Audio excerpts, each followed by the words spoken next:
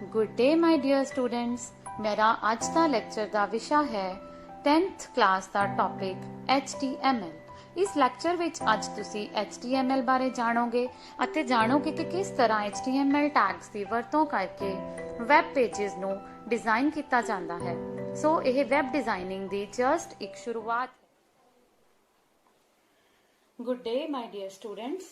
ਆਪਣੇ ਅੱਜ ਦੇ ਲੈਕਚਰ ਵਿੱਚ ਮੈਂ ਤੁਹਾਨੂੰ ਕਲਾਸ 10ਵੀਂ ਦੇ टॉपिक HTML बारे समझावांगी।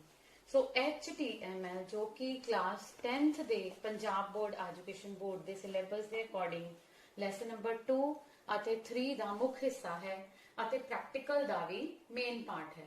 ਸੋ ਅੱਜ ਅਸੀਂ ਸਿੱਖਾਂਗੇ ਕਿ HTML ਕੀ ਹੈ, ਇਸ ਦੇ ਮੇਨ ਐਲੀਮੈਂਟਸ ਕੀ ਹੁੰਦੇ ਹਨ ਅਤੇ ਅਸੀਂ ਕਿਸ ਤਰ੍ਹਾਂ ਇਸ ਨੂੰ ਵਰਤਦੇ ਹਾਂ।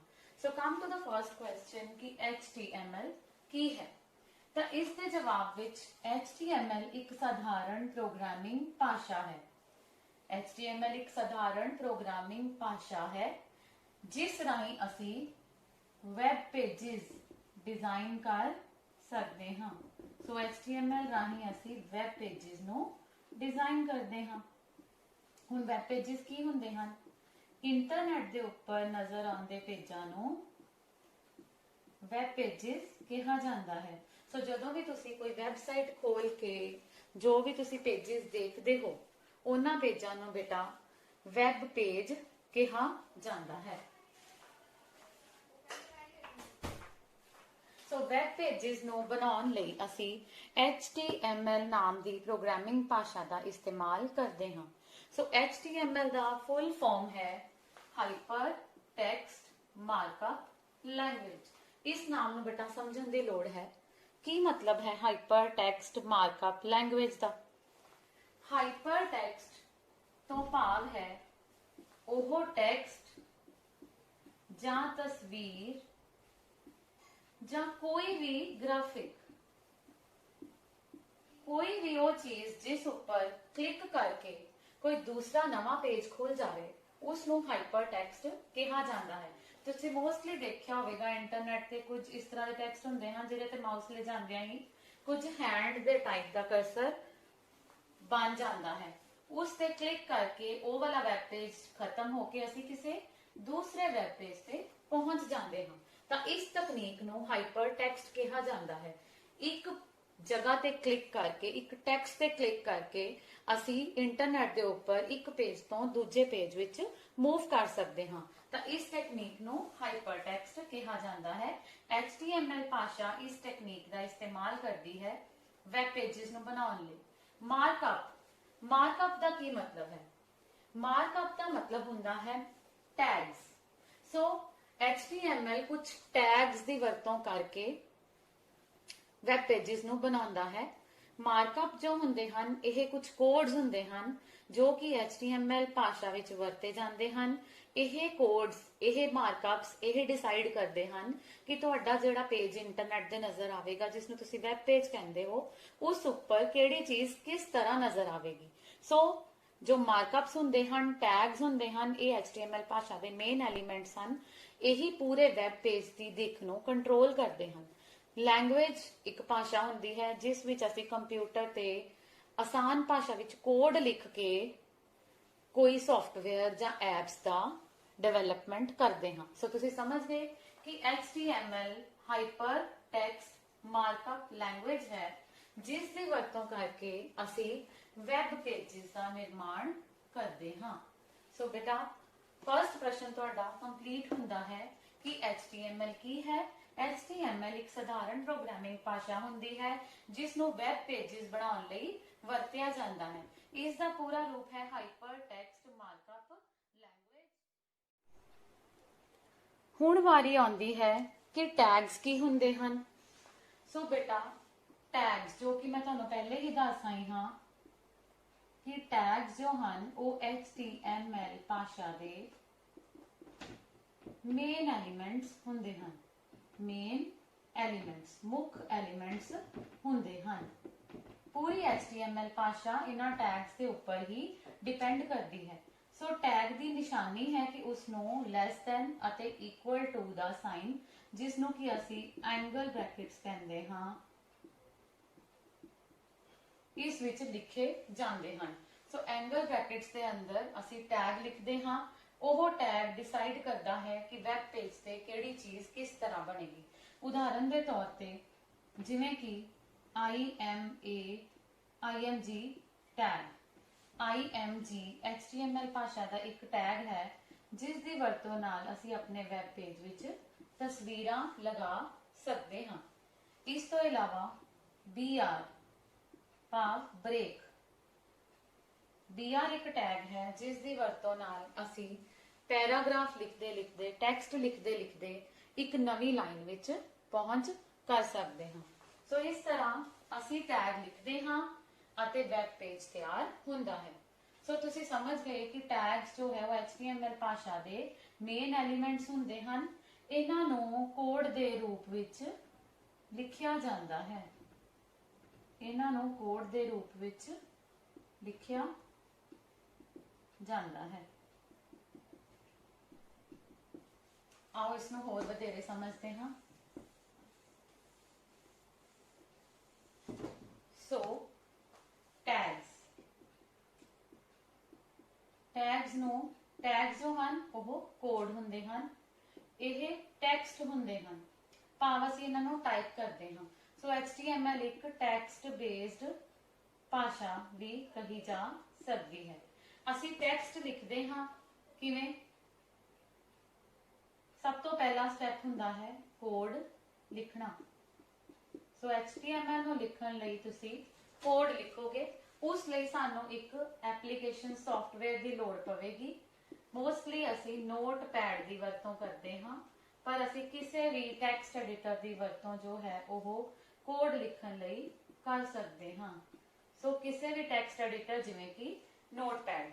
ਸੋ ਸਭ ਤੋਂ ਪਹਿਲੇ HTML ਦੀ ਰਿਕੁਆਇਰਮੈਂਟ ਹੈ ਕਿ ਸਾਡੇ ਕੋਲ ਕੰਪਿਊਟਰ ਵਿੱਚ ਨੋਟਪੈਡ ਹੋਣਾ ਚਾਹੀਦਾ ਹੈ ਜਿਸ ਵਿੱਚ ਕਿ ਅਸੀਂ ਕੋਡ ਲਿਖਾਂਗੇ।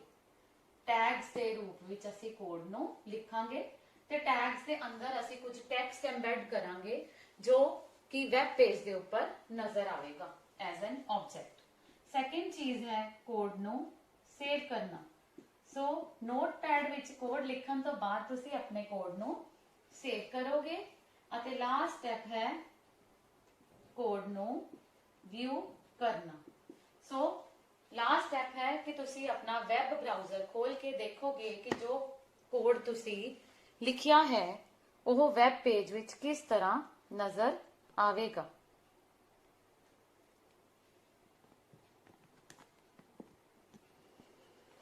ਸੋ ਇਸ ਲਈ ਤੁਸੀਂ ਆਪਣੇ ਕੰਪਿਊਟਰ ਵਿੱਚ ਨੋਟਪੈਡ ਨੂੰ ਖੋਲੋਗੇ, ਟੈਕਸਟ ਟਾਈਪ ਕਰੋਗੇ, ਆਪਣੀ ਫਾਈਲ ਨੂੰ ਸੇਵ ਕਰੋਗੇ ਅਤੇ ਲਾਸਟ ਤੇ ਬ੍ਰਾਊਜ਼ਰ ਖੋਲ ਕੇ ਆਪਣੇ ਪੇਜ ਨੂੰ ਵਿਊ ਕਰੋਗੇ। ਇਸ ਨੂੰ ਅਸੀਂ ਅੱਗੇ ਹੋਰ ਡਿਟੇਲ ਵਿੱਚ ਸਮਝਾਂਗੇ, ਬਟ ਉਸ ਤੋਂ ਪਹਿਲਾਂ ਅਸੀਂ ਫਰਸਟ ਸਟੈਪ ਦੇਖਦੇ ਹਾਂ ਕਿ ਕੋਡ ਕਿਸ ਤਰ੍ਹਾਂ ਲਿਖਣਾ ਹੈ। ਸੋ ਸਟੈਪ 1। ਸੋ ਸਟੈਪ ਨੰਬਰ 1 ਕੋਡ ਲਿਖਣਾ। ਸੋ ਮੈਂ ਤੁਹਾਨੂੰ ਪਹਿਲੇ ਹੀ ਦੱਸ ਆਈ ਹਾਂ ਕਿ ਕੋਡ ਲਿਖਣ ਲਈ ਅਸੀਂ ਨੋਟਪੈਡ ਨੂੰ ਓਪਨ ਕਰਾਂਗੇ। ਬਾਅਦ ਵਿੱਚ ਮੈਂ ਤੁਹਾਨੂੰ ਇਸ ਦਾ ਪ੍ਰੈਕਟੀਕਲ ਕਰਕੇ ਦਿਖਾਵਾਂਗੀ।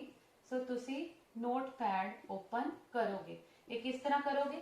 ਕੰਪਿਊਟਰ ਖੋਲੋਗੇ, ਆਪਣੇ ਡੈਸਕਟਾਪ ਦੇ ਉੱਪਰ ਸਟਾਰਟ ਬਟਨ ਤੇ ਕਲਿੱਕ ਕਰਕੇ ਉਸ ਤੋਂ ਤੁਸੀਂ ਨੋਟਪੈਡ ਨੂੰ ਓਪਨ ਕਰੋਗੇ। ਸੋ ਸਟੈਪ 1 ਦੁਬਾਰਾ ਸੁਣੋ, ਕੋਡ ਲਿਖਣਾ। ਇਸ ਲਈ ਤੁਸੀਂ ਨੋਟਪੈਡ ਨੂੰ ਖੋਲੋਗੇ। ਨੋਟਪੈਡ ਖੋਲਣ ਲਈ ਡੈਸਕਟਾਪ ਦੇ ਉੱਪਰ ਸਟਾਰਟ ਬਟਨ ਤੇ ਕਲਿੱਕ ਕਰਕੇ ਉਸ ਤੋਂ ਤੁਸੀਂ ਨੋਟਪੈਡ ਨਾਮ ਦੀ ਐਪ ਨੂੰ ਲੱਭੋਗੇ। ਅਸੈਸਰੀਜ਼ ਵਿੱਚ ਵੀ ਹੋ ਸਕਦੀ ਹੈ, ਮੇਨ ਮੈਨੂ ਵਿੱਚ ਵੀ ਹੋ ਸਕਦੀ ਹੈ, ਤੁਸੀਂ ਉਸ ਨੂੰ ਲੱਭੋਗੇ। ਮੋਸਟਲੀ ਸਟਾਰਟ ਤੋਂ ਬਾਅਦ ਆਲ ਪ੍ਰੋਗਰਾਮਸ ਤੋਂ ਬਾਅਦ ਅਸੈਸਰੀਜ਼ ਨਾਮ ਦਾ ਆਪਸ਼ਨ ਆਏਗਾ। ਉਸ ਤੋਂ ਬਾਅਦ ਤੁਹਾਨੂੰ ਨੋਟਪੈਡ ਨਾਮ ਦੀ ਐਪ ਦਿਖ ਜਾਵੇਗੀ, ਜਾਂ ਫਿਰ ਤੁਸੀਂ ਸਿੰਪਲ ਰਨ ਬਾਕਸ ਵਿੱਚ ਜਾ ਕੇ ਨੋਟਪੈਡ ਟਾਈਪ ਕਰ ਸਕਦੇ ਹੋ। ਸੋ ਜਦੋਂ ਤੁਸੀਂ ਡੈਸਕਟਾਪ ਦੀ ਟਾਸਕਬਾਰ ਦੇ ਉੱਪਰ ਸਟਾਰਟ ਬਟਨ ਤੇ ਕਲਿੱਕ ਕਰਦੇ ਹੋ, ਉਸ ਤੋਂ ਉੱਪਰ ਤੁਸੀਂ ਇੱਕ ਰਨ ਨਾਮ ਦਾ ਬਟਨ ਦੇਖੋਗੇ। ਰਨ ਤੇ ਕਲਿੱਕ ਕਰੋਗੇ ਤੇ ਇੱਕ ਬਾਕਸ ਖੁੱਲੇਗਾ, ਉਸ ਵਿੱਚ ਨੋਟਪੈਡ ਟਾਈਪ ਕਰੋਗੇ ਤਾਂ ਤੁਹਾਡੇ ਸਾਹਮਣੇ ਨੋਟਪੈਡ ਦੀ ਸਕਰੀਨ ਖੁੱਲ ਜਾਵੇਗੀ। ਸੋ ਇਸ ਨਾਲ ਸਾਡਾ ਸਟੈਪ 1 ਸ਼ੁਰੂ ਹੋ ਜਾਵੇਗਾ। ਸੋ ਨੋਟਪੈਡ ਵਿੱਚ ਕੁਝ ਇਸ ਤਰ੍ਹਾਂ ਦੀ ਸਕਰੀਨ ਤੁਹਾਡੇ ਸਾਹਮਣੇ। ਸੋ ਬੇਟਾ ਬ੍ਰਾਊਜ਼ਰ ਕੋਡ ਵਾਸਤੇ ਨੋਟਪੈਡ ਖੋਲਣ ਤੋਂ ਬਾਅਦ ਇਹ ਨੋਟਪੈਡ ਤੇ ਕਲਿੱਕ ਕਰਨ ਤੋਂ ਬਾਅਦ ਜੋ ਕਿ ਇਸ ਤਰ੍ਹਾਂ ਦੀ ਸਕਰੀਨ ਤੁਹਾਡੇ ਸਾਹਮਣੇ ਖੁੱਲੀ ਨਜ਼ਰ ਆਵੇਗੀ। ਇਸ ਦੇ ਵਿੱਚ ਅਸੀਂ HTML ਦਾ ਕੋਡ ਲਿਖਣਾ ਸ਼ੁਰੂ ਕਰਾਂਗੇ, ਜੋ ਕਿ ਮੈਂ ਤੁਹਾਨੂੰ ਸ਼ੁਰੂ ਵਿੱਚ ਹੀ ਦੱਸਿਆ ਸੀ ਕਿ HTML ਵਿੱਚ ਅਸੀਂ ਇੱਕ ਕੋਡ ਲਿਖਦੇ ਹਾਂ, ਟੈਕਸਟ ਲਿਖਦੇ ਹਾਂ ਅਤੇ ਵੈਬ ਪੇਜ ਬਣਦੇ ਹਨ। ਸੋ ਨੋਟਪੈਡ ਵਿੱਚ ਜਿਹੜਾ ਅਸੀਂ ਪ੍ਰੋਗਰਾਮ ਲਿਖਾਂਗੇ ਜਿਸ ਵਿੱਚ ਕਿ ਟੈਗਸ ਵਰਤੇ ਜਾਣਗੇ, ਇਸ ਦਾ ਬੇਸਿਕ ਢਾਂਚਾ ਉਹ ਹੁਣ ਮੈਂ ਤੁਹਾਨੂੰ ਐਕਸਪਲੇਨ ਕਰਨ ਜਾ ਰਹੀ ਹਾਂ ਕਿ ਕਿਸ ਤਰ੍ਹਾਂ ਇੱਕ HTML ਪ੍ਰੋਗਰਾਮ ਹੈ ਜੋ ਲਿਖਿਆ ਜਾਂਦਾ ਹੈ। ਸੋ ਨੋਟਪੈਡ ਖੋਲਣ ਤੋਂ ਬਾਅਦ ਸਭ ਤੋਂ ਪਹਿਲਾਂ ਜੋ ਟੈਗ ਲਿਖਿਆ ਜਾਵੇਗਾ ਉਹ ਹੈ HTML। ਤੁਸੀਂ ਕੋਸ਼ਿਸ਼ ਕਰਨੀ ਹੈ ਕਿ ਆਪਣਾ ਪ੍ਰੋਗਰਾਮ ਤੁਸੀਂ ਇੱਕ ਹੀ ਪ੍ਰਕਾਰ ਵਿੱਚ ਲਿਖੋ, ਭਾਵੇਂ ਛੋਟੇ ਅਕਸ਼ਰ ਹੋਣ ਭਾਵੇਂ ਵੱਡੇ ਅਕਸ਼ਰ ਹੋਣ। ਪਰ ਜੇ ਛੋਟੇ ਅਕਸ਼ਰਾਂ ਦਾ ਇਸਤੇਮਾਲ ਕਰ ਰਹੇ ਹੋ ਤਾਂ ਸਾਰਾ ਹੀ ਪ੍ਰੋਗਰਾਮ ਛੋਟੇ ਅੱਖਰਾਂ ਵਿੱਚ ਲਿਖਿਆ ਜਾਵੇ। ਸੋ HTML ਜੋ ਹੈ ਇਹ ਇਸ ਦਾ ਸਟਾਰਟਿੰਗ ਟੈਗ ਹੈ, ਸਟਾਰਟਿੰਗ ਟੈਗ। ਉਸ ਤੋਂ ਬਾਅਦ ਜੋ ਟੈਗ ਲਿਖਿਆ ਜਾਂਦਾ ਹੈ ਉਹ ਹੈ head tag. Head tag, head tag ਤੋਂ ਬਾਅਦ ਤੀਸਰਾ ਟੈਗ ਲਿਖਿਆ ਜਾਂਦਾ ਹੈ ਟਾਈਟਲ, ਜਿਸ ਦੇ ਅੰਦਰ ਅਸੀਂ ਵੈਬ ਪੇਜ ਦਾ ਟਾਈਟਲ ਦਿੰਦੇ ਹਾਂ। ਜੋ ਅਸੀਂ ਚਾਹੁੰਦੇ ਹਾਂ ਕਿ ਸਾਡੀ ਵੈਬਸਾਈਟ ਬਣਨ ਤੋਂ ਬਾਅਦ ਸਾਡੇ ਵੈਬ ਪੇਜ ਦੇ ਉੱਪਰ ਜੋ ਟਾਈਟਲ ਨਜ਼ਰ ਆਉਣਾ ਚਾਹੀਦਾ ਹੈ ਉਸ ਨੂੰ ਤੁਸੀਂ ਟਾਈਟਲ ਦੇ ਸਕਦੇ ਹੋ। ਜਿਸ ਤਰ੍ਹਾਂ ਕਿ ਮੈਂ ਕਹਿਣਾ ਚਾਹਾਂ ਮਾਈ ਫਰਸਟ ਵੈਬ ਪੇਜ, ਅਸੀਂ ਲਿਖ ਸਕਦੇ ਹਾਂ my first web page. Title ਦੇਣ ਤੋਂ ਬਾਅਦ ਕੰਪਿਊਟਰ ਦੀ ਸਕਰੀਨ ਦੇ ਉੱਪਰ ਤੁਹਾਡੇ ਕੋਲ ਖੁੱਲੀ ਜਗ੍ਹਾ ਹੋਵੇਗੀ, ਤੁਸੀਂ ਹੈਡ ਤੇ ਉਸ ਦੇ ਅੰਦਰ ਟਾਈਟਲ ਟੈਗ ਅਤੇ ਫਿਰ ਹੈਡ ਦਾ ਕਲੋਜ਼ਿੰਗ ਟੈਗ ਲਿਖ ਕੇ ਵੀ ਇਸ ਚੀਜ਼ ਨੂੰ ਇੱਕੋ ਲਾਈਨ ਵਿੱਚ ਵੀ ਕੰਪਲੀਟ ਕਰ ਸਕਦੇ ਹੋ। ਟਾਈਟਲ ਟੈਗ ਲਿਖਣ ਤੋਂ ਬਾਅਦ ਟਾਈਟਲ ਦਵੋ ਅਤੇ ਫਿਰ ਸਲੈਸ਼ ਟਾਈਟਲ ਦੇ ਨਾਮ ਨਾਲ ਉਸ ਨੂੰ ਬੰਦ ਕਰ ਦਵੋ। ਇਹ ਮੈਂ ਤੁਹਾਨੂੰ ਬਾਅਦ ਵਿੱਚ ਐਕਸਪਲੇਨ ਕਰਾਂਗੀ ਕਿ ਸਲੈਸ਼ ਕੀ ਹੈ। ਸੋ ਟਾਈਟਲ ਸਲੈਸ਼ ਟਾਈਟਲ, ਉਸ ਤੋਂ ਬਾਅਦ ਤੁਸੀਂ ਬੋਡੀ ਟੈਗ ਦਵੋਗੇ। ਇਹ ਅਸੀਂ basic structure of HTML program ਦੀ ਗੱਲ ਕਰ ਰਹੇ ਹਾਂ। ਤੁਹਾਡੇ ਪੇਪਰ ਵਿੱਚ 3 ਨੰਬਰ ਦਾ ਪ੍ਰਸ਼ਨ ਵੀ ਆਉਂਦਾ ਹੁੰਦਾ ਹੈ ਕਿ HTML ਪ੍ਰੋਗਰਾਮ ਦੇ ਬੇਸਿਕ ਢਾਂਚੇ ਬਾਰੇ ਲਿਖੋ ਜਾਂ ਬੇਸਿਕ ਸਟਰਕਚਰ ਬਾਰੇ ਦੱਸੋ। ਤਾਂ ਤੁਸੀਂ ਲਿਖੋਗੇ HTML ਹੈਡ, ਹਰ ਟੈਗ ਨੂੰ ਤੁਸੀਂ ਐਂਗਲ ਬ੍ਰੈਕਟ ਦੇ ਅੰਦਰ ਬੰਦ ਕਰੋਗੇ। HTML ਟੈਗ, ਹੈਡ ਟੈਗ ਦੇ ਅੰਦਰ ਟਾਈਟਲ ਟੈਗ, ਟਾਈਟਲ ਲਿਖਣ ਤੋਂ ਬਾਅਦ ਹੈਡ ਟੈਗ ਨੂੰ ਬੰਦ ਕਰਨਾ ਹੈ, ਸਲੈਸ਼ ਹੈਡ। ਉਸ ਤੋਂ ਬਾਅਦ ਬੋਡੀ ਟੈਗ ਆਉਂਦਾ ਹੈ। ਇਸ ਦੇ ਵਿੱਚ ਤੁਸੀਂ ਉਹ ਸਭ ਲਿਖੋਗੇ ਜੋ ਕਿ ਤੁਸੀਂ ਆਪਣੇ ਵੈਬ ਪੇਜ ਵਿੱਚ ਦਿਖਾਉਣਾ ਚਾਹੁੰਦੇ ਹੋ। ਜਿਵੇਂ ਕਿ ਜੇ ਆਪਾਂ ਆਪਣੇ ਸਕੂਲ ਦੇ ਵੈਬਸਾਈਟ ਬਣਾ ਰਹੇ ਹਾਂ, ਅਸੀਂ ਇੱਥੇ ਸਕੂਲ ਦਾ ਨਾਮ ਹੈਡਿੰਗ ਵਜੋਂ ਦੇਣਾ ਚਾਹਾਂਗੇ। ਉਹ ਅੱਗੇ ਜਾ ਕੇ ਕਰਾਂਗੇ ਕਿ ਹੈਡਿੰਗਸ, ਤਸਵੀਰਾਂ, ਹਰ ਚੀਜ਼ ਵਾਸਤੇ ਕਿਹੜਾ ਵੱਖਰਾ ਟੈਗ ਵਰਤਿਆ ਜਾਂਦਾ ਹੈ। ਅਜੇ ਅਸੀਂ ਬੇਸਿਕ ਸਟਰਕਚਰ ਦੀ ਗੱਲ ਕਰ ਰਹੇ ਹਾਂ ਕਿ ਨੋਟਪੈਡ ਖੋਲ ਕੇ ਅਸੀਂ ਇਹ ਸਟਰਕਚਰ, ਇਹ ਕੋਡ ਲਿਖਣਾ ਸ਼ੁਰੂ ਕਰਾਂਗੇ। ਸਾਰਾ ਕੁਝ ਲਿਖਣ ਤੋਂ ਬਾਅਦ ਜੋ ਵੀ ਮੈਂ ਬੋਡੀ ਵਿੱਚ ਪੇਜ ਵਿੱਚ ਸ਼ੋ ਕਰਨਾ ਚਾਹੁੰਦੀ ਹਾਂ, ਫਿਰ ਅਸੀਂ ਬੋਡੀ ਟੈਗ ਨੂੰ ਬੰਦ ਕਰ ਦੇਵਾਂਗੇ, ਸਲੈਸ਼ ਬੋਡੀ। ਸੋ ਤੁਸੀਂ ਦੇਖ ਰਹੇ ਹੋ ਮੈਂ ਜਿੰਨੇ ਵੀ ਟੈਗ ਲਿਖ ਰਹੀ ਹਾਂ ਉਸ ਦਾ ਇੱਕ ਸ਼ੁਰੂਆਤ ਹੈ ਅਤੇ ਉਸ ਦਾ ਇੱਕ ਅੰਤ ਹੈ। ਇਸ ਨੂੰ ਕਹਿੰਦੇ ਹਨ ਸਟਾਰਟਿੰਗ ਟੈਗ, ਇਸ ਨੂੰ ਕਹਿੰਦੇ ਹਨ and tag. Again title tag, slash title tag. Title tag ਨੂੰ ਹੈਡ ਟੈਗ ਦੇ ਅੰਦਰ ਲਿਖਿਆ ਜਾਂਦਾ ਹੈ। ਫਿਰ ਬੋਡੀ ਟੈਗ, ਬੋਡੀ ਟੈਗ ਦੇ ਅੰਦਰ ਜੋ ਵੀ ਕੁਝ ਦੇਣਾ ਹੈ ਦੇਣ ਤੋਂ ਬਾਅਦ ਬੋਡੀ ਕਲੋਜ਼ ਟੈਗ ਅਤੇ ਐਂਡ ਵਿੱਚ ਸਲੈਸ਼ HTML ਟੈਗ। ਸੋ ਤੁਸੀਂ ਦੇਖਿਆ ਕਿ ਇਹ ਸਾਡੇ HTML ਕੋਡ ਦਾ ਬੇਸਿਕ ਢਾਂਚਾ ਹੈ। ਸੋ ਕਿਸ ਤਰ੍ਹਾਂ HTML tag, head tag, title tag, head tag close, body tag, body ਦੀ ਡਿਸਕ੍ਰਿਪਸ਼ਨ, ਬੋਡੀ ਟੈਗ ਕਲੋਜ਼ ਅਤੇ ਅੰਤ ਵਿੱਚ HTML ਟੈਗ ਕਲੋਜ਼। ਸੋ ਇਸ ਪੂਰੇ ਸਟਰਕਚਰ ਨੂੰ ਕਿਹਾ ਜਾਂਦਾ ਹੈ basic structure of HTML program. ਇਸ ਵਿੱਚ 4 ਮੁੱਖ ਟੈਗਸ ਹੁੰਦੇ ਹਨ, HTML tag, head tag, title tag ਅਤੇ ਬੋਡੀ ਟੈਗ। ਹਰ ਵੈਬ ਪੇਜ ਦਾ ਪਹਿਲਾ ਟੈਗ HTML ਟੈਗ ਹੋਏਗਾ ਤੇ ਅਖੀਰ ਵਾਲਾ ਟੈਗ ਸਲੈਸ਼ HTML ਟੈਗ ਹੋਵੇਗਾ। ਸੋ ਇਸ ਤਰ੍ਹਾਂ ਤੁਹਾਨੂੰ HTML ਪੇਜ ਦੀ ਮੁੱਖ HTML ਪ੍ਰੋਗਰਾਮ ਦੀ ਮੁੱਖ ਜੋ ਮੇਨ ਬੇਸਿਕ ਪ੍ਰੋਗਰਾਮ ਸਟਰਕਚਰ ਹੈ ਉਹ ਤੁਹਾਨੂੰ ਪਤਾ ਚੱਲ ਗਿਆ ਹੋਵੇਗਾ। ਹੁਣ ਅਸੀਂ ਅੱਗੋਂ ਗੱਲ ਕਰਾਂਗੇ ਕਿ ਕਿਸ ਤਰ੍ਹਾਂ ਅਸੀਂ HTML ਡਾਕੂਮੈਂਟ ਬਣਾਉਂਦੇ ਹਾਂ। ਇਹ ਸਮਝਣ ਤੋਂ ਪਹਿਲਾਂ ਅਸੀਂ ਟੈਗਸ ਦੀਆਂ ਦੋ ਮੁੱਖ ਪ੍ਰਕਾਰ ਪੜਾਂਗੇ। ਟੈਗ ਜੋ ਹਨ ਉਹ ਦੋ ਤਰ੍ਹਾਂ ਦੇ ਹੁੰਦੇ ਹਨ। ਟੈਗ ਮੁੱਖ ਰੂਪ ਵਿੱਚ ਦੋ ਤਰ੍ਹਾਂ ਦੇ ਹੁੰਦੇ ਹਨ, ਕੰਟੇਨਰ ਟੈਗ ਅਤੇ ਐਮਪਟੀ ਟੈਗ। ਹੁਣੇ ਮੈਂ ਤੁਹਾਨੂੰ ਜਦੋਂ ਬੇਸਿਕ ਸਟਰਕਚਰ ਦੱਸਿਆ ਸੀ ਤੁਸੀਂ ਦੇਖਿਆ ਹੋਵੇਗਾ ਹਰ ਟੈਗ ਦਾ ਇੱਕ ਸ਼ੁਰੂਆਤ ਸੀ ਅਤੇ ਉਸ ਦੇ ਅੰਦਰ ਕੁਝ ਲਿਖਣ ਤੋਂ ਬਾਅਦ ਉਸ ਦਾ ਇੱਕ ਐਂਡ ਟੈਗ ਸੀ। ਇਸ ਤਰ੍ਹਾਂ ਦੇ ਟੈਗ ਨੂੰ ਅਸੀਂ ਕੰਟੇਨਰ ਟੈਗ ਕਹਿੰਦੇ ਹਾਂ। ਸੋ ਟੈਗ ਮੁੱਖ ਰੂਪ ਵਿੱਚ ਦੋ ਤਰ੍ਹਾਂ ਦੇ ਹਨ, ਕੰਟੇਨਰ ਟੈਗ ਅਤੇ ਐਮਪਟੀ ਟੈਗ। ਕੰਟੇਨਰ ਟੈਗ ਜੋ ਹੁੰਦੇ ਹਨ ਉਹ ਟੈਗ ਹੁੰਦੇ ਹਨ ਜਿਸ ਦਾ ਇੱਕ ਸ਼ੁਰੂਆਤ ਹੁੰਦਾ ਹੈ ਅਤੇ ਇੱਕ ਅੰਤ ਹੁੰਦਾ ਹੈ।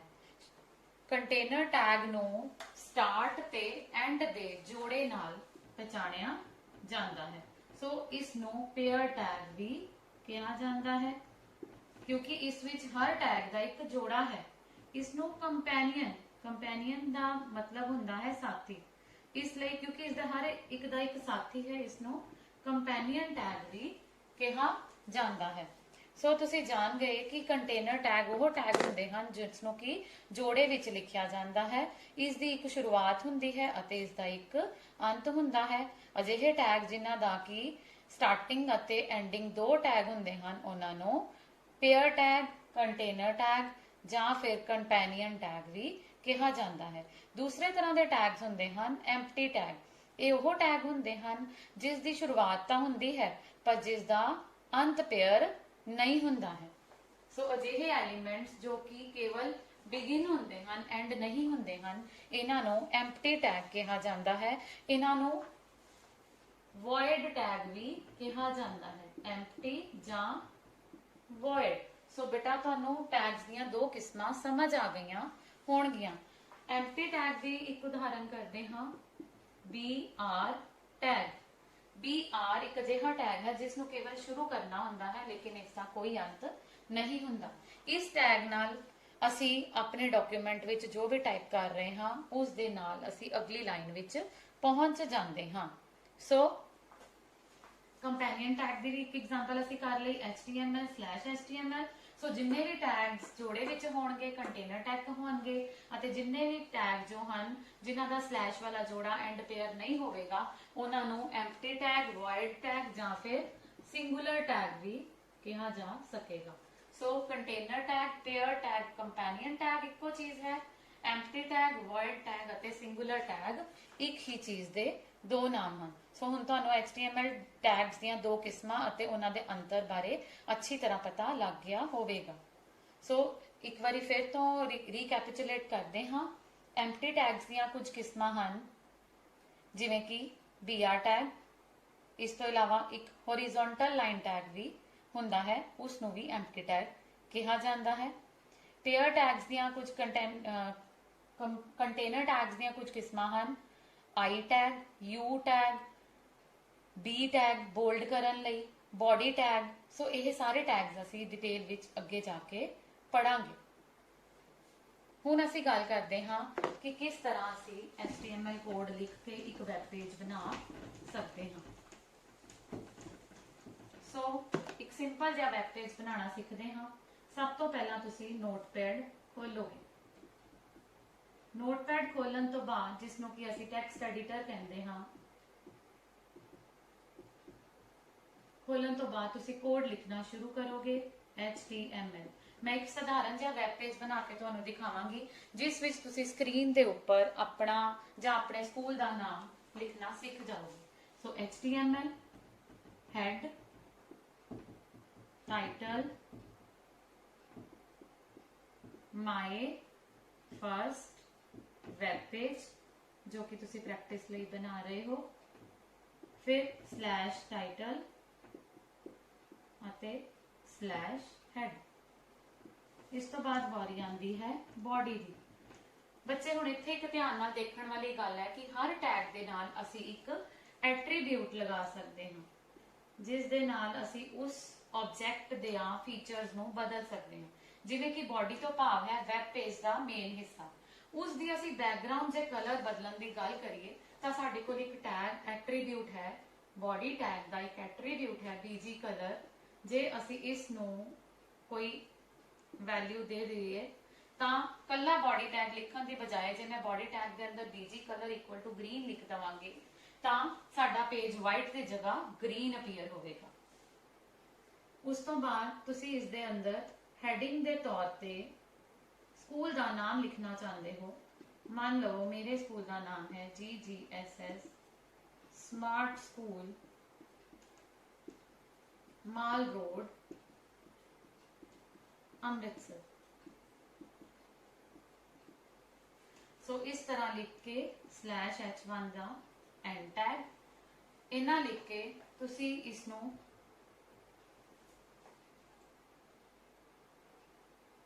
ਬੰਦ ਕਰ ਦਵੋਗੇ /body and then /html।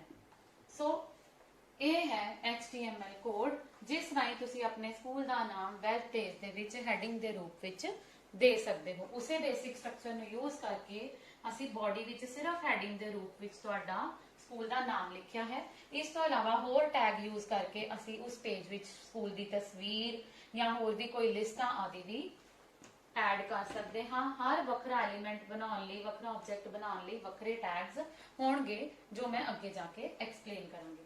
ਸੋ ਤੁਸੀਂ ਸਮਝ ਗਏ ਕਿ ਆਪਣੇ ਸਕੂਲ ਦਾ ਨਾਮ ਕਿਸ ਤਰ੍ਹਾਂ ਵੈਬ ਪੇਜ ਦੇ ਉੱਪਰ ਲਿਖਣਾ ਹੈ। ਹੁਣ ਮੈਂ ਸਕੂਲ ਦੇ ਨਾਮ ਦੇ ਨਾਲ ਅਗਰ ਸਕੂਲ ਦੀ ਤਸਵੀਰ ਵੀ ਐਡ ਕਰਨਾ ਚਾਹੁੰਦੀ ਹਾਂ ਤਾਂ ਮੈਂ ਬਾਡੀ ਟੈਗ ਦੇ ਅੰਦਰ ਫਿਰ ਤੋਂ img ਟੈਗ ਦਾ ਇਸਤੇਮਾਲ ਕਰਾਂਗੀ। img ਟੈਗ ਲਿਖਣ ਦੇ ਨਾਲ ਜਿਹੜਾ ਐਟਰੀਬਿਊਟ ਦੇਣਾ ਪਵੇਗਾ ਉਹ ਹੋਵੇਗਾ src। img src। ਇਸ ਤੋਂ ਬਾਅਦ ਤੁਸੀਂ ਸਕੂਲ ਦੀ ਜਿਹੜੀ ਫੋਟੋ ਹੈ ਉਸ ਨੂੰ ਆਪਣੇ ਕੰਪਿਊਟਰ ਵਿੱਚ ਮੰਨ ਲਵੋ photo.jpeg ਦੇ ਨਾਮ ਨਾਲ ਸੇਵ ਕੀਤਾ ਹੋਇਆ ਹੈ। ਆਪਣੇ ਪੇਜ ਨੂੰ ਅਸੀਂ ਜਿੱਥੇ ਸੇਵ ਕਰਾਂਗੇ ਉਸੇ ਥਾਂ ਤੇ ਅਸੀਂ ਆਪਣੇ ਸਕੂਲ ਦੀ ਫੋਟੋ ਨੂੰ ਵੀ ਪਹਿਲੇ ਤੋਂ ਹੀ ਸੇਵ ਕਰ ਲਵਾਂਗੇ ਤੇ ਫਿਰ ਲਿਖਾਂਗੇ img src ਭਾਵ ਸੋਰਸ, ਸਰੋਤ ਕਿੱਥੇ ਪਿਆ ਹੈ photo.jpeg ਨਾਮ ਦੀ ਤਸਵੀਰ ਹੈ ਜੋ ਅਸੀਂ ਪਹਿਲੇ ਤੋਂ ਹੀ ਕੰਪਿਊਟਰ ਵਿੱਚ ਪਾ ਚੁੱਕੇ ਹਾਂ ਤੇ ਇਸ ਨੂੰ ਕਲੋਜ਼ ਕਰ ਦਵਾਂਗੇ। ਹਾਈਟ ਤੇ ਵਿਡਥ ਵੀ ਅਸੀਂ ਆਪਣੇ ਇਮੇਜ ਨੂੰ ਦੇ ਸਕਾਂਗੇ ਬਟ ਉਹ ਅਸੀਂ ਬਾਅਦ ਵਿੱਚ ਸਿੱਖਾਂਗੇ। ਸੋ ਇਹਨਾਂ ਲਿਖਣ ਤੋਂ ਬਾਅਦ /img ਇਮੇਜ ਟੈਗ ਸ਼ੁਰੂ ਹੋਇਆ ਸੀ ਜਿਸ ਨੂੰ ਵੈਲਿਊ ਦੇ ਦਿੱਤੀ ਤੇ ਇਮੇਜ ਟੈਗ ਕਲੋਜ਼ ਕਰ ਦਿੱਤਾ। ਇਸ ਤੋਂ ਬਾਅਦ ਅਸੀਂ ਆਪਣੀ ਬਾਡੀ ਨੂੰ ਕਲੋਜ਼ ਕਰ ਦਵਾਂਗੇ ਅਤੇ HTML ਟੈਗ ਨੂੰ ਵੀ ਕਲੋਜ਼ ਕਰ ਦਵਾਂਗੇ। ਇੱਥੇ ਇੱਕ ਹੋਰ ਐਡੀਸ਼ਨ ਮੈਂ ਤੁਹਾਨੂੰ ਦੱਸਾਂਗੀ ਕਿ ਜਿਹੜਾ ਅਸੀਂ ਸਕੂਲ ਦਾ ਨਾਮ ਲਿਖਿਆ ਹੈ ਜੇ ਅਸੀਂ ਸਿੰਪਲੀ ਨਾ ਲਿਖ ਕੇ ਸਕਰੀਨ ਦੇ ਉੱਪਰ ਘੁਮਾਉਣਾ ਚਾਹੁੰਦੇ ਹਾਂ ਤਾਂ ਕੀ ਕਰਨਾ ਹੋਵੇਗਾ। ਕਈ ਵਾਰ ਤੁਸੀਂ ਐਡਸ ਦੇਖਦੇ ਹੋ ਨਾ, ਜੋ ਵੀ ਟਾਈਟਲ ਹੁੰਦਾ ਹੈ ਜੋ ਵੀ ਅਸੀਂ ਹੈਡਿੰਗ ਸਿਰਲੇਖ ਲਿਖਿਆ ਹੁੰਦਾ ਹੈ ਉਹ ਘੁੰਮਦਾ ਹੋਇਆ ਸਕਰੀਨ ਤੋਂ ਲੈਫਟ ਤੋਂ ਰਾਈਟ ਜਾਂਦਾ ਹੋਇਆ ਜ਼ਿਆਦਾ ਅਟਰੈਕਟਿਵ ਲੱਗਦਾ ਹੈ। ਸੋ ਦਰਸ਼ਕਾਂ ਦਾ ਧਿਆਨ ਖਿੱਚਣ ਲਈ, ਪੇਜ ਨੂੰ ਹੋਰ ਵਧੀਆ ਲੁੱਕ ਦੇਣ ਲਈ ਅਸੀਂ ਟੈਗ ਨੂੰ ਗਤੀਮਾਨ ਕਰਦੇ ਹਾਂ। ਉਸ ਲਈ ਸਾਡੇ ਕੋਲ ਟੈਗ ਹੈ ਮਾਰਕਿਊ। ਸੋ ਨਵਾਂ ਟੈਗ ਅਸੀਂ ਪੜਿਆ ਮਾਰਕਿਊ MARQUE। ਮਾਰਕਿਊ ਟੈਗ ਕੀ ਕਰਦਾ ਹੈ? ਮਾਰਕਿਊ ਟੈਗ ਦੇ ਅੰਦਰ ਤੁਸੀਂ ਜੋ ਵੀ ਲਿਖੋਗੇ, ਸੋ ਅਸੀਂ ਹੁਣ ਮਾਰਕਿਊ ਟੈਗ ਦੇ ਅੰਦਰ ਹੈਡਿੰਗ ਦੇ ਦਿੱਤਾ GGSS smart school mall road Amritsar ਅਤੇ ਹੁਣ ਇਸ ਨੂੰ ਹੈਡਿੰਗ ਟੈਗ ਨੂੰ ਬੰਦ ਕਰਕੇ ਮਾਰਕਿਊ ਟੈਗ ਦਾ ਵੀ ਐਂਡ ਟੈਗ ਲਿਖਾਂਗੇ ਕਿਉਂਕਿ ਇਹ ਵੀ ਇੱਕ ਕੰਪੈਨੀਅਨ ਟੈਗ ਹੈ। ਸੋ ਮਾਰਕਿਊ ਟੈਗ ਨੂੰ ਵੀ ਅਸੀਂ ਕਲੋਜ਼ ਕਰ ਦਿੱਤਾ। ਸੋ ਬਾਡੀ ਦੇ ਅੰਦਰ ਪਹਿਲਾ ਕੰਮ ਅਸੀਂ ਕੀਤਾ, ਬੈਕਗ੍ਰਾਉਂਡ ਕਲਰ ਗ੍ਰੀਨ ਕੀਤੀ। ਉਸ ਲਈ ਸਾਨੂੰ ਕੋਡ ਲਿਖਣਾ ਪਏਗਾ body bg colour equal to ਆਪਣੇ ਪਸੰਦ ਦਾ ਕਲਰ ਲਿਖ ਸਕਦੇ ਹੋ ਪਰ ਧਿਆਨ ਰੱਖਣਾ ਹੈ ਕਲਰ ਦੀ ਵੈਲਿਊ ਨੂੰ ਡਬਲ ਕੋਟਸ ਇਨਵਰਟਿਡ ਕੋਮਾਸ ਦੇ ਵਿੱਚ ਲਿਖਣਾ ਹੈ। ਸੈਕਿੰਡ ਜੋ ਟੈਗ ਹੈ ਉਹ ਹੈ ਮਾਰਕਿਊ ਟੈਗ। ਮਾਰਕਿਊ ਟੈਗ ਦੀ ਮਦਦ ਨਾਲ ਇਹ ਟੈਕਸਟ ਸਕਰੀਨ ਦੇ ਉੱਪਰ ਘੁੰਮਣਾ ਸ਼ੁਰੂ ਹੋ ਜਾਵੇਗਾ। ਅਗਲਾ ਟੈਗ ਹੈ ਇਮੇਜ। ਅਸੀਂ ਆਪਣੇ ਸਕੂਲ ਦਾ ਨਾਮ ਦੇਣ ਦੇ ਨਾਲ ਉਸ ਨੂੰ ਇੱਕ ਤਸਵੀਰ ਵੀ ਦਵਾਂਗੇ ਜਿਸ ਦਾ ਨਾਮ ਹੋਵੇਗਾ photo.jpeg ਅਤੇ ਇੱਥੇ ਅਸੀਂ ਫੋਟੋ ਨੂੰ ਪੇਜ ਤੇ ਫਿੱਟ ਕਰਨ ਲਈ ਹਾਈਟ ਅਤੇ ਵਿਡਥ ਵੀ ਦੇ ਸਕਦੇ ਹਾਂ। ਮੰਨ ਲਓ ਫੋਟੋ ਪੂਰੇ ਪੇਜ ਤੇ ਫੈਲ ਰਹੀ ਹੈ ਪਰ ਅਸੀਂ ਉਸ ਨੂੰ ਪੇਜ ਦੇ ਵਿਚਕਾਰ ਲਗਾਉਣਾ ਹੈ ਤਾਂ ਇਸ ਦੇ ਨਾਲ ਸਪੇਸ ਦੇ ਕੇ ਲਿਖਾਂਗੇ ਹਾਈਟ ਇਕੁਅਲ ਟੂ 500 ਅੰਦਾਜ਼ੇ ਨਾਲ, width equal to 400 sorry 500 square photo ਆਵੇਗੀ 500 ਅਤੇ ਇਸ ਤੋਂ ਬਾਅਦ ਸਲੈਸ਼ ਇਮੇਜ। ਇਸ ਨਾਲ ਕੀ ਹੋਏਗਾ ਕਿ ਜੇਕਰ ਫੋਟੋ ਬਹੁਤ ਵੱਡੀ ਹੈ ਤਾਂ ਉਹ ਥੋੜੇ ਛੋਟੇ ਹਿੱਸੇ ਵਿੱਚ ਫਿੱਟ ਹੋ ਜਾਵੇਗੀ। ਫਿਰ ਉਸ ਤੋਂ ਬਾਅਦ ਆਵੇਗਾ ਸਲੈਸ਼ ਬੋਡੀ ਸਲੈਸ਼ html। ਸੋ ਅਜਿਹਾ ਕਰਨ ਨਾਲ ਬੇਟਾ ਕੀ ਹੋਵੇਗਾ, ਜਦੋਂ ਤੁਸੀਂ ਆਪਣੇ ਹੁਣ ਇੰਟਰਨੈਟ ਵਿੱਚ ਇਸ ਪੇਜ ਨੂੰ ਖੋਲਣ ਦੀ ਕੋਸ਼ਿਸ਼ ਕਰੋਗੇ ਤਾਂ ਤੁਹਾਡੇ ਸਕੂਲ ਦਾ ਨਾਮ ਜੋ ਵੀ ਅਸੀਂ ਲਿਖਿਆ ਹੈ ਉਹ ਤੁਹਾਨੂੰ ਸਕਰੀਨ ਦੇ ਉੱਪਰ ਘੁੰਮਦਾ ਹੋਇਆ ਨਜ਼ਰ ਆਵੇਗਾ, ਬੈਕਗ੍ਰਾਉਂਡ ਤੁਹਾਨੂੰ ਗ੍ਰੀਨ ਨਜ਼ਰ ਆਵੇਗੀ ਅਤੇ ਉਸ ਤੋਂ ਹੇਠਾਂ ਤੁਹਾਨੂੰ ਇਹ ਤਸਵੀਰ ਨਜ਼ਰ ਆਵੇਗੀ ਜੋ ਕਿ ਤੁਸੀਂ ਸਕੂਲ ਦੀ ਚੁਣੀ ਹੋਈ ਹੋਵੇਗੀ। ਸੋ ਇਸ ਤਰ੍ਹਾਂ ਇਹ ਤੁਹਾਡਾ ਵੈਬ ਪੇਜ ਜੋ ਹੈ ਉਹ ਬ੍ਰਾਊਜ਼ਰ ਵਿੱਚ ਵਿਊ ਹੋਵੇਗਾ। ਸੋ ਫਿਰ ਤੋਂ ਦੇਖਦੇ ਹਾਂ ਕੋਡ ਲਿਖਣ ਤੋਂ ਬਾਅਦ, ਕੋਡ ਵਾਲਾ ਸਟੈਪ ਤੁਹਾਨੂੰ ਸਮਝ ਆ ਗਿਆ ਹੋਵੇਗਾ, ਇਹ ਮੈਂ ਤੁਹਾਨੂੰ ਦੁਬਾਰਾ ਐਕਸਪਲੇਨ ਕਰਾਂਗੀ। ਸੋ ਕੋਡ ਲਿਖਣ ਤੋਂ ਬਾਅਦ ਅਸੀਂ ਕੀ ਕਰਨਾ ਹੈ, ਨੈਕਸਟ ਸਟੈਪ ਕੀ ਹੈ, ਨੋਟਪੈਡ ਵਿੱਚ ਕੋਡ ਲਿਖਣ ਤੋਂ ਬਾਅਦ ਤੁਸੀਂ ਇਸ ਨੂੰ ਸੇਵ ਕਰਨਾ ਹੈ ਜੋ ਕਿ ਆਪਾਂ ਸੈਕਿੰਡ ਸਟੈਪ ਕੀਤਾ ਸੀ। ਸੇਵ ਕਰਨ ਲਈ ਤੁਸੀਂ ਫਾਈਲ ਮੈਨੂ ਦੇ ਵਿੱਚੋਂ ਸੇਵ ਦੀ ਆਪਸ਼ਨ ਚੁਣਨੀ ਹੈ ਜਾਂ ਫਿਰ ਸਕਰੀਨ ਤੋਂ Ctrl+S ਦਬਾਉਣਾ ਹੈ।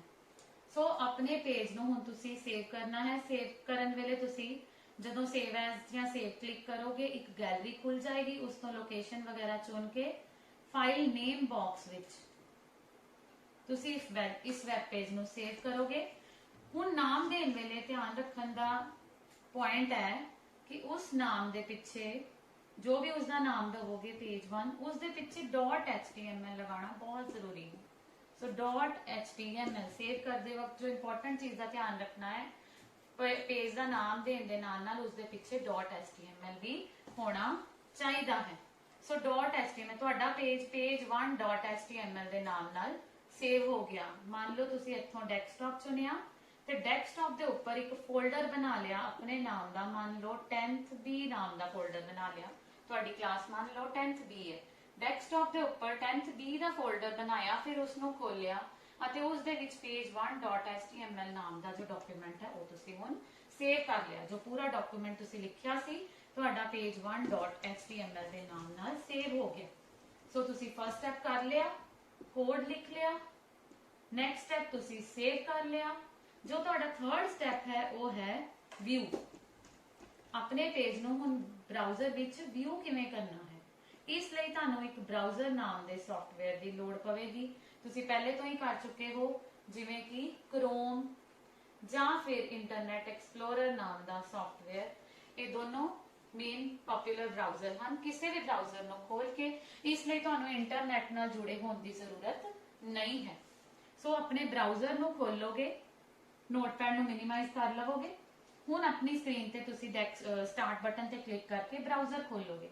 ਬ੍ਰਾਊਜ਼ਰ ਦੇ ਵਿੱਚ ਤੁਸੀਂ ਜਾ ਕੇ ਫਾਈਲ ਨਾਮ ਦੇ ਆਪਸ਼ਨ ਚੋਂ ਓਪਨ ਬਟਨ ਚੁਣੋਗੇ ਜਾਂ ਫਿਰ ਲੇਟੈਸਟ ਵਿੰਡੋਜ਼ ਵਿੱਚ ਇੱਥੇ ਜੋ ਵੀ ਬਟਨ ਅਵੇਲੇਬਲ ਹੋਵੇਗਾ ਫਾਈਲ ਨੂੰ ਖੋਲਣ ਲਈ ਉਹ ਕਲਿੱਕ ਕਰੋਗੇ ਜਾਂ ਫਿਰ Ctrl+O ਦਬਾਉਣ ਨਾਲ ਵੀ ਤੁਹਾਡਾ ਜਿਹੜਾ ਵਿੰਡੋ ਹੈ ਬ੍ਰਾਊਜ਼ਰ ਵਾਲੀ, ਬ੍ਰਾਊਜ਼ ਕਰਨ ਵਾਲੀ ਖੁੱਲ ਜਾਵੇਗੀ।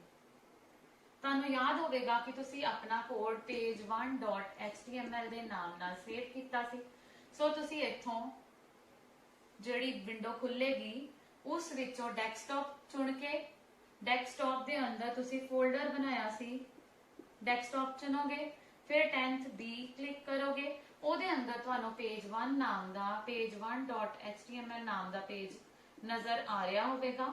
ਉਸ ਉੱਪਰ ਕਲਿੱਕ ਕਰਕੇ ਤੇ ਓਪਨ ਬਟਨ ਤੇ ਕਲਿੱਕ ਕਰੋਗੇ। ਦੁਬਾਰਾ ਸੁਣੋ, ਫਾਈਲ ਤੇ ਕਲਿੱਕ ਕਰੋਗੇ ਤਾਂ ਓਪਨ ਤੇ ਕਲਿੱਕ ਕਰੋਗੇ ਜਾਂ ਫਿਰ Ctrl+O ਚੁਣੋਗੇ ਤਾਂ ਇੱਕ ਵਿੰਡੋ ਖੁੱਲੇਗੀ। ਉਸ ਵਿੱਚੋਂ ਬ੍ਰਾਊਜ਼ ਬਟਨ ਤੇ ਕਲਿੱਕ ਕਰੋਗੇ ਤਾਂ ਇੱਕ ਪੂਰੀ ਗੈਲਰੀ ਖੁੱਲ ਜਾਵੇਗੀ। ਉਸ ਵਿੱਚੋਂ ਡੈਸਕਟਾਪ ਦੀ ਚੋਣ ਕਰੋ, 10th डी फोल्डर ਜਿਹੜਾ ਤੁਸੀਂ ਬਣਾਇਆ ਸੀ ਉਹਦੀ ਚੋਣ ਕਰੋ, ਉਹਦੇ ਅੰਦਰ page1.html ਤੇ ਕਲਿੱਕ ਕਰਕੇ ਲਾਸਟ ਵਿੱਚ ਓਪਨ ਤੇ ਕਲਿੱਕ ਕਰੋ। ਅਜਿਹਾ ਕਰਦਿਆਂ ਹੀ ਤੁਹਾਡੀ ਸਕਰੀਨ ਦੇ ਉੱਪਰ ਉਸ ਕੋਡ HTML ਕੋਡ ਦੇ ਨਾਲ ਸੰਬੰਧਿਤ ਵੈਬ ਪੇਜ ਨਜ਼ਰ ਆਵੇਗਾ। ਤੁਹਾਨੂੰ ਕੋਈ ਟੈਗਸ ਲਿਖੇ ਹੋਏ ਨਜ਼ਰ ਨਹੀਂ ਆਣਗੇ, ਸਗੋਂ ਉਹਨਾਂ ਟੈਗਸ ਦਾ ਜੋ ਇਫੈਕਟ ਆਇਆ ਹੋਵੇਗਾ, ਭਾਵ ਅਸੀਂ ਕੀ ਲਿਖਿਆ ਸੀ ਹੈਡਿੰਗ ਦੇ ਤੌਰ ਤੇ GGSS smart school mall road Amritsar, ਇਹ ਤੁਹਾਡੇ ਪੂਰੇ ਵੈਬ ਪੇਜ ਤੇ ਇਸ ਤਰ੍ਹਾਂ ਘੁੰਮਣਾ ਸ਼ੁਰੂ ਕਰ ਦੇਵੇਗਾ। ਇਧਰੋਂ ਸ਼ੁਰੂ ਹੋਵੇਗਾ, ਇੱਥੇ ਚਲਾ ਜਾਵੇਗਾ, ਫਿਰ ਦੁਬਾਰਾ ਆ ਜਾਵੇਗਾ, ਕਿਉਂਕਿ ਅਸੀਂ ਉਸ ਨੂੰ ਮਾਰਕਿਊ ਟੈਗ ਦੇ ਵਿੱਚ ਕੀਤਾ ਸੀ ਤੇ ਮਾਰਕਿਊ ਟੈਗ ਦਾ ਮਤਲਬ ਹੁੰਦਾ ਹੈ ਗਤੀਮਾਨ ਕਰਨਾ। ਸਿਮਿਲਰਲੀ ਥੱਲੇ ਅਸੀਂ ਸਕੂਲ ਦੀ ਫੋਟੋ ਲਗਾਈ ਸੀ ਤਾਂ ਉਹ ਇੱਥੇ ਤਸਵੀਰ ਆ ਜਾਏਗੀ ਤੇ ਬੈਕਗ੍ਰਾਉਂਡ ਕਲਰ ਵਿੱਚ ਗ੍ਰੀਨ ਕਲਰ ਨਜ਼ਰ ਆਵੇਗਾ। ਸੋ ਇਸ ਤਰ੍ਹਾਂ ਤੁਸੀਂ ਦੇਖਿਆ ਕਿ HTML ਕੋਡ ਨੂੰ ਲਿਖਣ ਦੇ 3 ਸਟੈਪਸ, HTML ਪ੍ਰੋਗਰਾਮਿੰਗ ਭਾਸ਼ਾ ਦੇ 3 ਸਟੈਪਸ, ਕੋਡ ਲਿਖਣਾ, ਕੋਡ ਨੂੰ ਸੇਵ ਕਰਨਾ ਅਤੇ ਫਿਰ ਕੋਡ ਨੂੰ ਵੈਬ ਪੇਜ ਨੂੰ ਵਿਊ ਕਰਨਾ। ਸੋ ਨੋਟਪੈਡ ਦੀ ਵਰਤੋਂ ਟੈਕਸਟ ਲਿਖਣ ਲਈ ਕੀਤੀ ਜਾਵੇਗੀ ਅਤੇ ਫਿਰ ਬ੍ਰਾਊਜ਼ਰ ਦੀ ਵਰਤੋਂ ਉਸ ਟੈਕਸਟ, ਉਸ ਕੋਡ ਲਿਖਣ ਨਾਲ ਜੋ ਰਿਜ਼ਲਟ ਆਇਆ ਹੈ ਉਸ ਨੂੰ ਦੇਖਣ ਲਈ, ਵੈਬ ਪੇਜ ਨੂੰ ਦੇਖਣ ਲਈ ਬ੍ਰਾਊਜ਼ਰ ਨਾਮ ਦੇ ਸੌਫਟਵੇਅਰ ਦੀ ਵਰਤੋਂ ਕੀਤੀ ਜਾਵੇਗੀ। So this was all about what HTML is. End ਵਿੱਚ ਮੈਂ ਤੁਹਾਨੂੰ ਇੱਕ ਚੀਜ਼ ਹੋਰ ਦੱਸਣਾ ਚਾਹਾਂਗੀ ਕਿ HTML, ਜੋ ਮੈਂ ਸ਼ੁਰੂ ਵਿੱਚ ਦੱਸਣਾ ਭੁੱਲ ਗਈ ਕਿ HTML ਪ੍ਰੋਗਰਾਮਿੰਗ ਭਾਸ਼ਾ ਨੂੰ ਟਿਮ ਬਰਨਰ-ਲੀ ਨਾਮ ਦੇ ਇੰਜੀਨੀਅਰ ਨੇ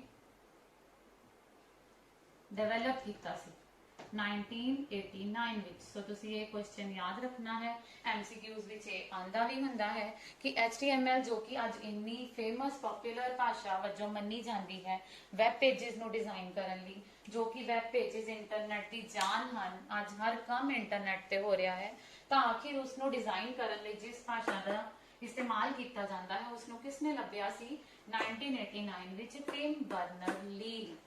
ਬੇਟਾ ਇਸ ਦੇ ਨਾਲ HTML ਦੀ ਮੇਨ ਇੰਟਰੋਡਕਸ਼ਨ ਖਤਮ ਹੁੰਦੀ ਹੈ।